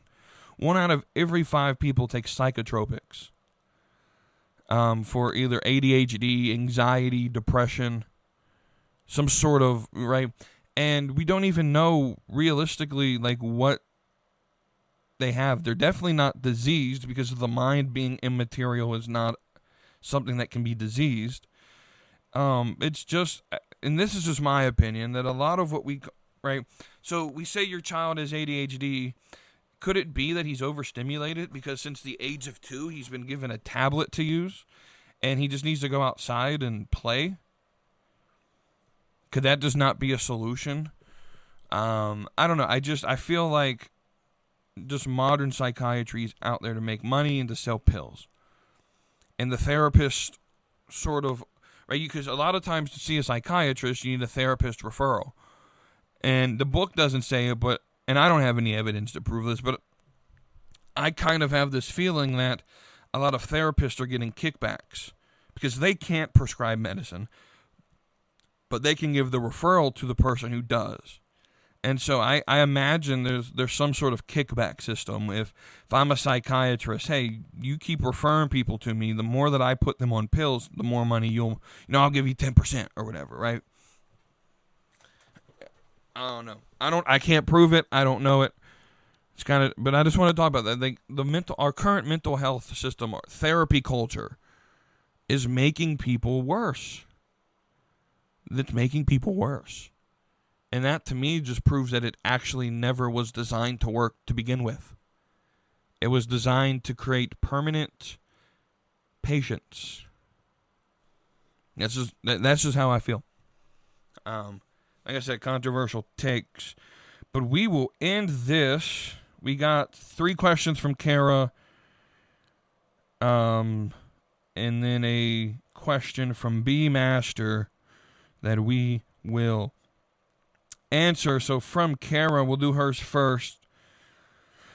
Agree or disagree, Iran should not have any nuclear capabilities. And I kind of think I made this clear earlier. I 100% agree. Iran should not have any nuclear capabilities. At all. There's just no reason. All the evidence points that if they get nuclear capabilities and they have nukes, they will use them, and they will not be at the interest of anyone in the world but themselves. So I do agree. Iran should not have nuclear capabilities. She asked a really deep question to end. We're going to do the middle one next. And this one could go off the rails. What is your honest take on Islam? Because no matter what you say, a lot of people mistake the truth for hate or phobia. Yeah, this is going to possibly get me in trouble. And that is because my honest take on Islam is they have historically been a religion of conquer or convert or die by conquering. So the Crusades, and Islam will tell you false history. But let's start with the Crusades, right? And it started well before then. But so first off, Muhammad claimed to be a prophet, claimed that an angel came to him. Now, from my worldview, so a lot of people use the idea that an angel, meaning that it came from God, because angels are messengers of God, right? But Christianity actually doesn't treat angel testimony as always 100% verifiable or accurate, right? And here's what I mean, right? So Paul wrote in the letter to the 1 Corinthians, I believe. Was it? Maybe it's a different one. I get all the letter. Look, I'm very good knowing what it says, but not where it's located. Maybe it's Galatians. It's one of these. I know it's chapter 1, verse 8 of whatever book it's located in. But Paul wrote it, and yeah, there it is, Galatians. Now he wasn't specifically talking about Islam here, because Islam wasn't in existence, but the principle that he sets is one that we can take for anything. He says, but even if we, now he's talking about him writing, even if we or an angel from heaven should preach to you a gospel contrary to what we have preached to you, he is to be accursed. Now that word is anathema, which literally means to be damned to hell.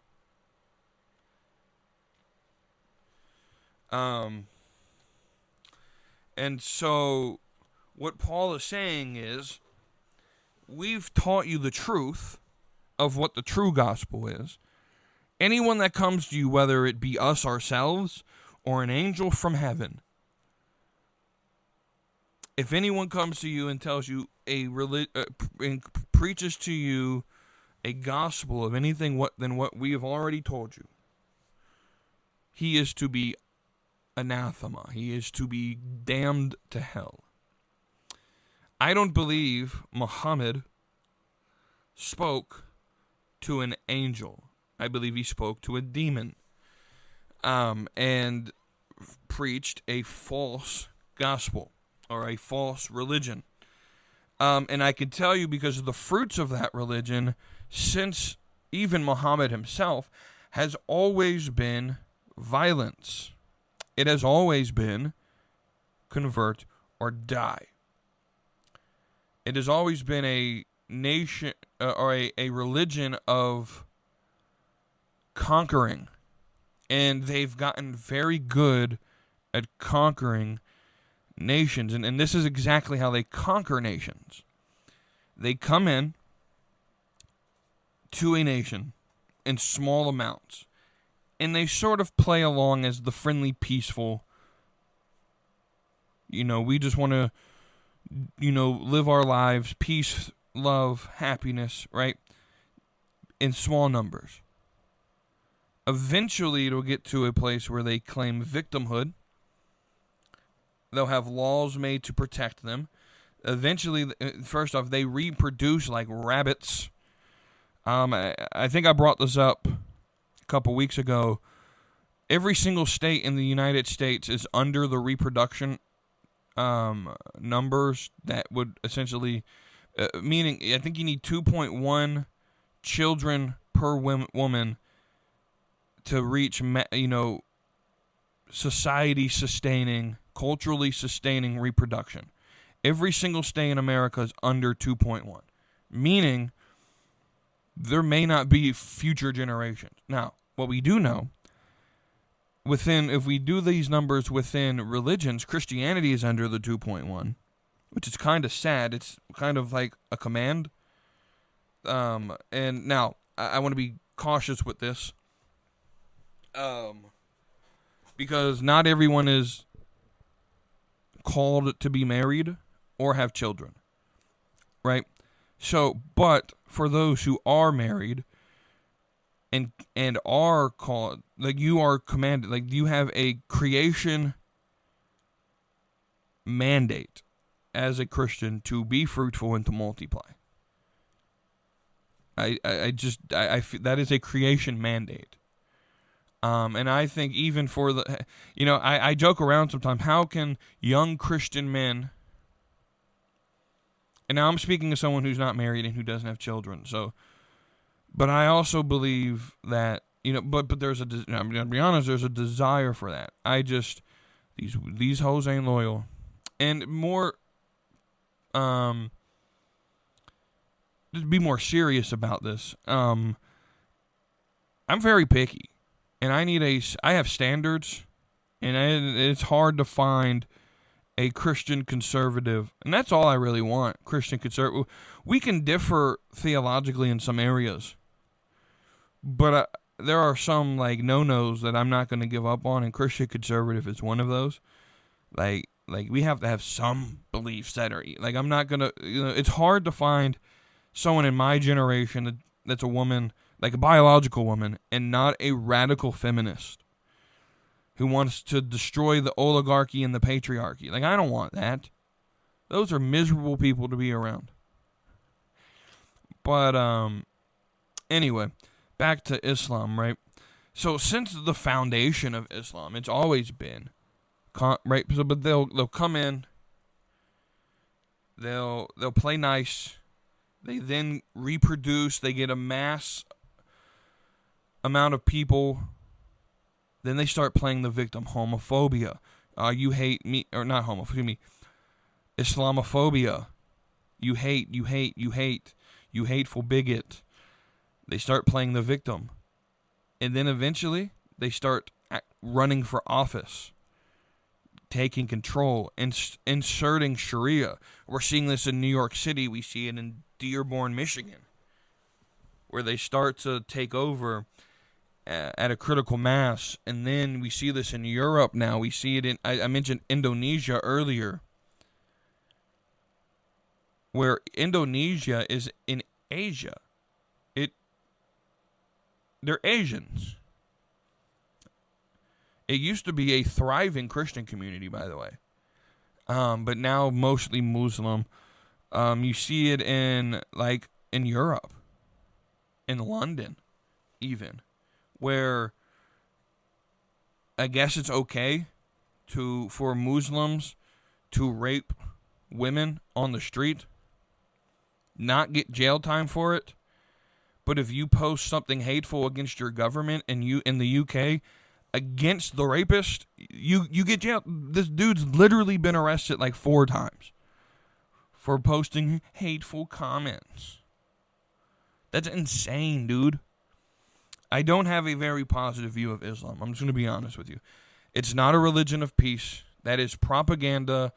And if you believe it, you've already reached the stage they want you to be at, and you've already been conquered. Because it all starts with messaging and ideology.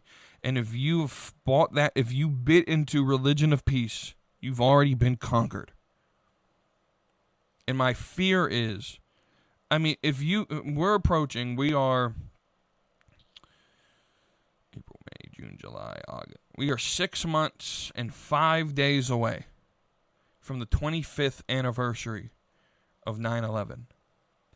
If you would have told me in 2001, I would have been 4. So, I probably would have understood what you were saying. But if you would have told me, or anyone alive in 2001, that in 25 years, New York City, the city that just got attacked by Muslims, by Muslim terrorists, extremists, is going to be run by Muslims. And there's going to be a mosque on practically every corner, and they're going to be doing the prayer in the street of New York City. You're going to have the call to prayer over loudspeakers in New York City. There was no way I think anyone would have believed you. But it happened. In Texas right now, I mean, Texas is as red as it could get politically. At least on the surface. When you start digging deep, you realize that the Republicans are so spineless that... Let me explain what happened in Texas. This is something that I found out about Texas. I don't live in Texas, never been to Texas. I want to go to Texas. But here's what I found out about their legislator. First off, they only meet once every 2 years.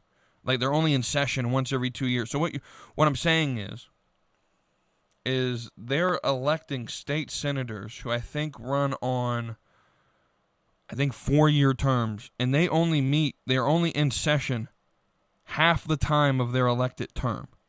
But they're getting paid for the full term. Right? They're getting a salary every year, but they only work half of it. Half of that time. They get 4 years of pay, but only work 2 years. Essentially is what I'm trying to say, right? But what has happened in the Republican legislature is that they actually gave the Democrats, who are a minority in Texas, in the legislature, they gave them the ability to pick the Speaker of the House, which of course would be a Democrat. Spineless cowards, dude. And you know what we're seeing in Texas? More mosques built in Texas over the last 5 years than anywhere else. Islam's about to take over Texas. It's crazy, dude. This is just me voicing my opinion. Where are the churches? Where are the pastors speaking up again? I know there's some there. Josh Howerton from Lake Point Church in Dallas is the only person, though, that I've seen publicly telling his congregation about what is happening. And that's sad, man. I mean, it's crazy. Absolutely insane. So what are my thoughts on Islam? They're not very good. That's just my personal take on it. It's a religion of destruction and chaos and conquering and power, and it's just not. It's a false religion. And with that being said, I still have love for Muslims to where I would say, I want you to come to the truth and knowledge of the truth. That doesn't mean that I run away from them. Doesn't mean that I'm unhospitable to them. Actually, my religion requires me to be hospitable to my enemies, to love my enemies in the way that I would love myself. So, I can disagree with their ideologies and the religion, but I can still love them in a way that shows them Christ. And so ultimately, where I feel we should be, if there's a Christian listening to this, isn't hate the Islamist. No. Hate Islam, the religion. Love the Muslim. Love them. And love them enough to tell them the truth. Even at personal risk. Because here's my fear. Eventually, I don't know if y'all know this. We have sleeper cells in America, probably at every mosque in this country. And they're waiting for orders. And eventually orders will be given for the intifada, for the actual jihad, for the convert or die. And the hard thing that's going to take for Christians to understand is you still have to love those people even if they're lining outside of your door to kill you. That's hard to do, man. I just got to say that. Her last question, in your opinion, of course, who do you point the finger to and blame for the reason this country is so messed up? You're not going to like my answer, Caro. I don't think anyone's going to like my answer. Because ultimately, it would be so easy to blame the politicians. Be real easy to blame the left and the Democrats. And there's practically some reason there. But there's a wise saying that I heard. I want y'all who are listening to do this exercise. Point your finger at whatever's, like for me, it's pointing at my screen, right? Take your pointer finger, your index finger, and point it at something, right? And typically when we point at someone, we do it in a way to where our middle, our ring, and our pinky, they're pointed back at us.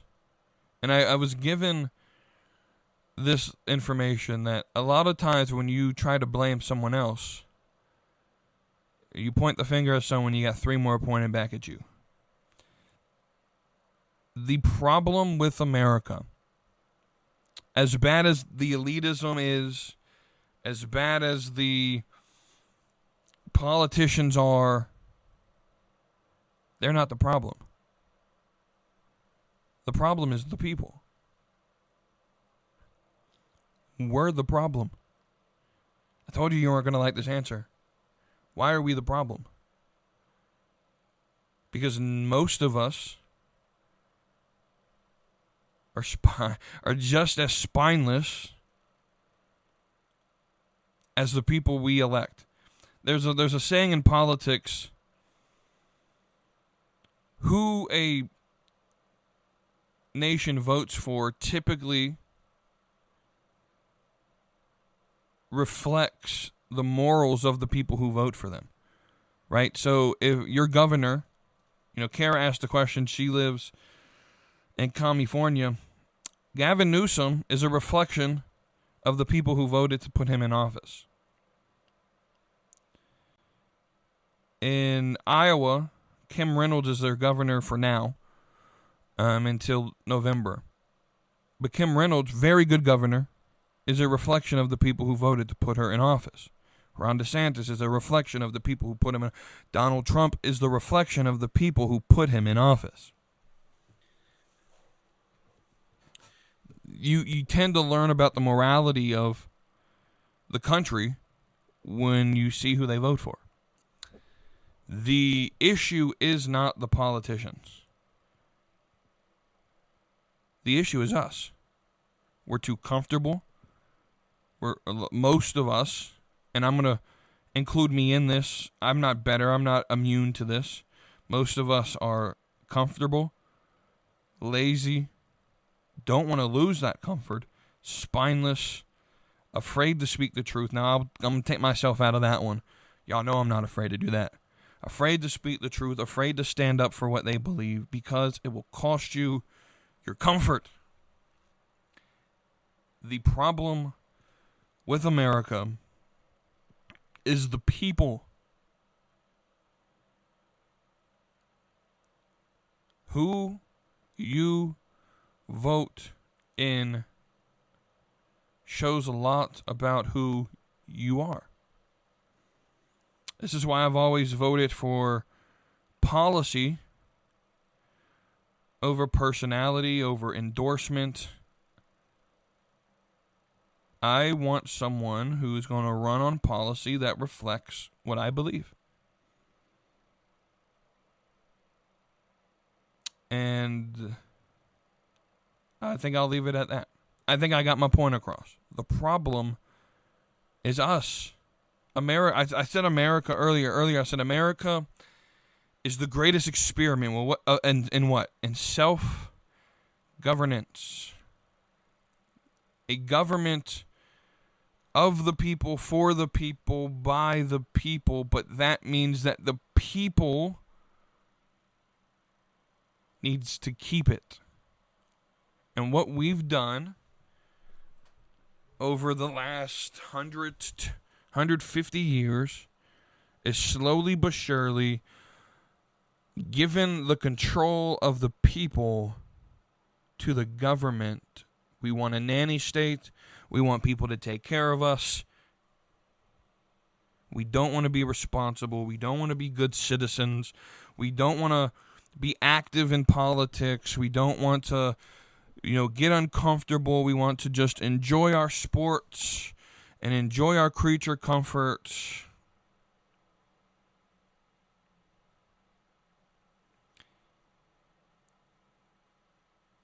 And history tells us that right there is the behavior that kills empires. We want sex on demand with no punishment so we can murder the babies after we make them.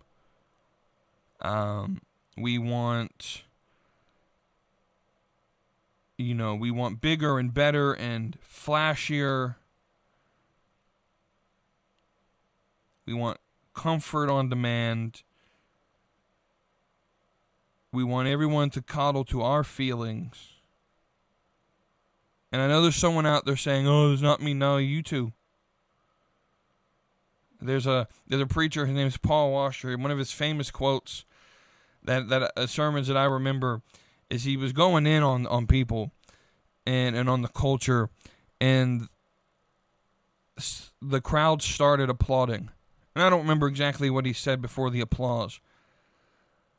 But the applause stopped, and he just sort of paused for a minute, and then he started speaking again, and he says, "I don't know why you're clapping. I'm talking about you."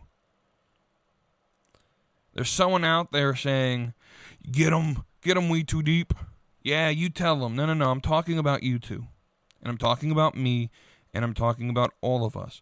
We have a responsibility as we the people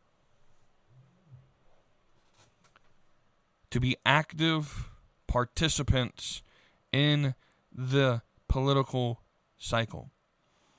And my generation and the generations coming up behind me, it really discourages me. I actually, North Carolina where I live, we actually just did our primaries on Tuesday. And I did some I've decided I wanted to get in the arena in whatever way I can. I missed deadlines to run for office. And that may not even be a reality that I could do. But I volunteered to electioneer and pass out flyers on election day, on Tuesday. And the location I was at was a smaller precinct, not a lot of people in the area, so it was kind of boring, right? And I was sitting there talking to some of the other people who volunteered as well for other candidates, and we were talking about this very thing, that the younger generations are just apathetic to politics, and that breaks my heart, man.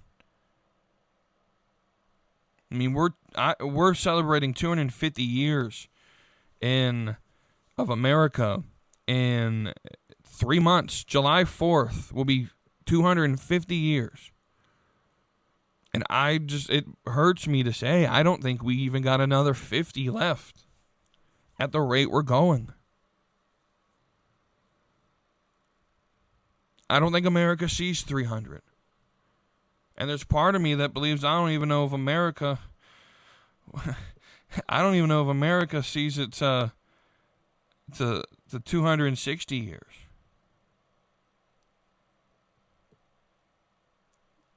Unless we the people stand up and take it back. What's the problem with America? The people. It's not the government. Guys, there's 435 of them. And we get to choose who's there. But I just told you North Carolina had a primary election on Tuesday. We elected who our candidates would be for November. 17% of North Carolina came to vote. 17% of the registered voters in North Carolina voted. That's not going to cut it. That's not responsible citizenship. It's just not.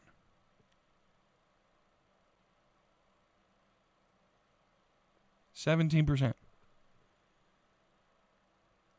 And from a conservative, if you're a conservative out there hearing this, if you want to win in November, if you want to keep the House, if you want to keep the Senate, and maybe even because what's going to happen if we lose those? Well, then having the presidency means absolutely nothing. I'm going to tell you what's going to happen. So right now, conservatives control the House and the Senate. Now, nothing's getting done, but something would be done if Democrats won either the House or the Senate. And it's not going to be anything productive. We're going to spend the next 2 years, the last 2 years of President Trump's term, will be spent on impeachment. After they will impeach Trump, they will impeach Vance, they will impeach Hegseth, Rubio, everyone in the government will be impeached. Everyone. So conservatives, come November, I know Trump's not on the ballot.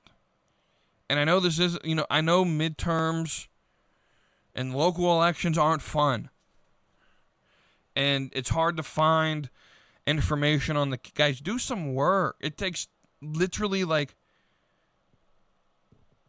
30 minutes to do some research.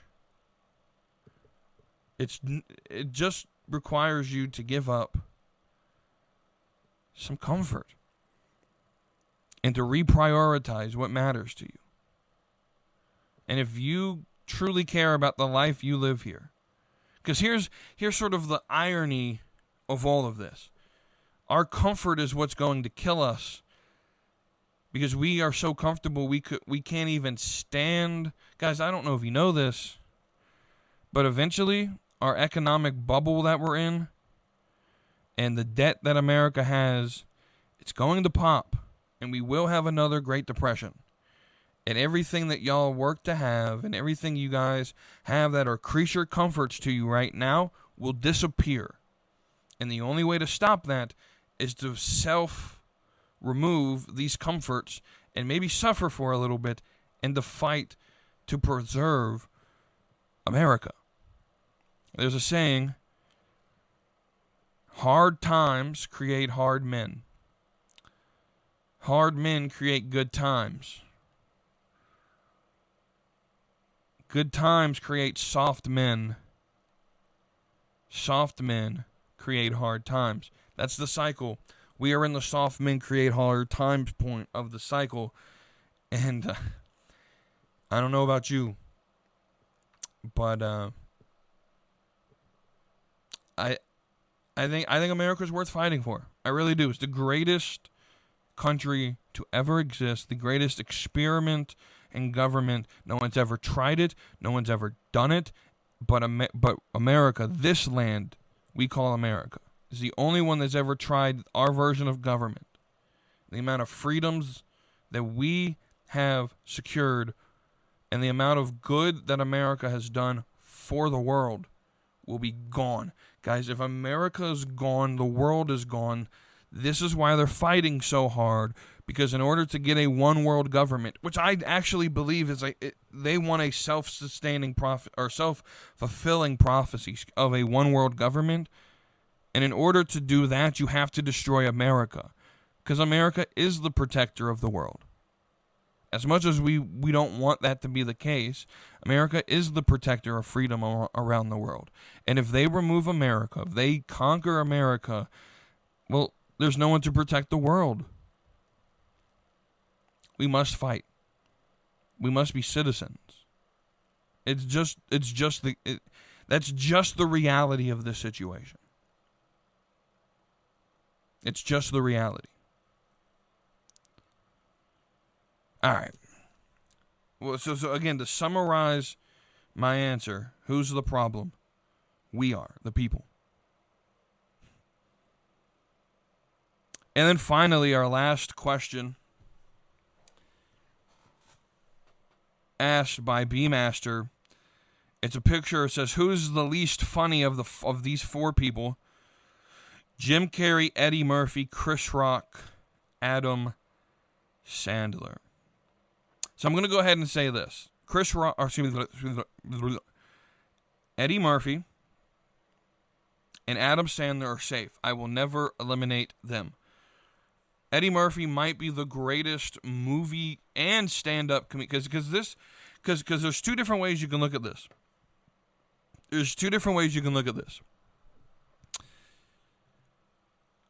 By funny, do you mean stand-up comedy, or do you mean their movies? Now, I didn't know Jim Carrey did stand-up. He did in the 80s and early 90s before he started doing movies. I've never seen Jim Carrey do comedy from what I've researched, though, looking it up. It's essentially like the crazy faces and stuff that he does that made him popular in movies, that he did. I will say this. Eddie Murphy is number one on this list in terms of stand-up or movies, right? He's just number one. He's not being removed off of this list.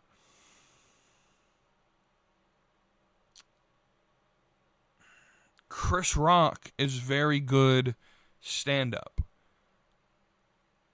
I don't necessarily think his movies were necessarily... You know what? And then Adam Sandler, I just have a affinity for him. I think he's hilarious. I think Jim Carrey's got to be the one removed. I don't know. So Wavy D had that as well, and he said it's a hot take. I don't think it's a hot take, to be honest with you. I don't think it's necessarily a hot take to say that the least funny of these four is Jim Carrey. I just don't. Again, like I said, when I think of Jim Carrey, I think of Truman Show. And I don't necessarily find him necessarily hilarious. I think he does funny faces, and for me, that's just not hilarious, right? I think for me, what I like about comedy are actual like jokes, and I like storytelling jokes. So Eddie Murphy, the fuck is that other dude's name? Dave Chappelle. I can't think of the other dude off the top of my head. Oh, his name was just there.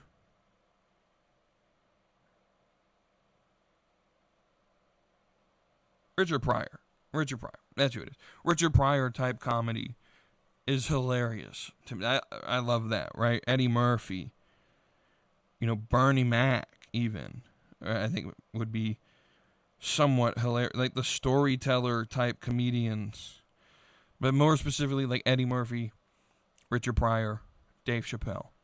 That sort of tell a story and there's a punchline at it, right? Where it's not just necessarily repeating dad jokes or repeated jokes over and over again. It's storytelling and stuff like that. So, yeah, Jim Carrey is the one I would remove from the list. And with that, you have a long episode here of Just Yappin'. I'm WeTooDeep. I'm your host. Thank you for listening. And until next week, don't forget to like, share, subscribe. Join the Discord so you can send your questions in that I could talk about. And until next time, you have a great weekend, and I will see you next Friday.